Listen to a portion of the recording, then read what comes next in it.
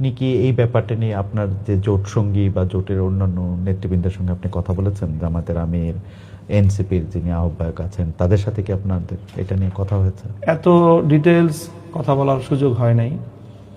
বা বলতে পারেন যে আমার ব্যক্তিগত বিষয় তো,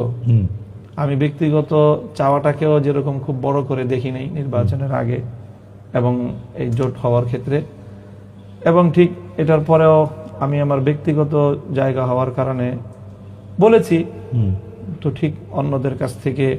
প্রত্যাশিত সেই রেসপন্সটা আমি পাই নাই। এইটা একটু কৌতূহল উদ্দীপক না যে মানে আপনি তো মানে খুবই গুরুত্বপূর্ণ জোটের খুব গুরুত্বপূর্ণ নেতা এবং আপনি সব জায়গায় ভোকাল, এমনকি আমরা দেখেছি যখন জোটের একটা আনুষ্ঠানিক ঘোষণা আসলো তখন আপনাকে একটা, আমি তো ওই সময় মানে নিউ ইয়র্কে ছিলাম কিন্তু সামনাসামনি দেখতে পারিনি, টেলিভিশনে স্ক্রিনে তো তখনই দেখেছি। আমার কাছে মনে হয়েছে আপনি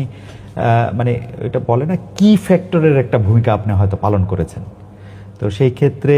আপনার ক্ষেত্রে যদি এত এরকম হয় তাহলে জামাতে ইসলামী বা এনসিপির কি আরেকটু ইনভলভমেন্ট দরকার ছিল বা আরেকটু এটা তারা হয়তো আরেকটু করতে পারতেন। বাকি এখানে বিষয়টা এখানে মানে বিবেচনা করা হয়েছে হয়তো একটা সিট হিসেবে, ওকে একটা সিট। আর এখানে যেহেতু আমার মতো আরো গুরুত্বপূর্ণ একাধিক ব্যক্তিবর্গ এরকম খুব স্বল্প ব্যবধানে পরাজিত হয়েছেন, বিশেষ করে জামাতের সেক্রেটারি জেনারেলের যে বিষয়টা আছে,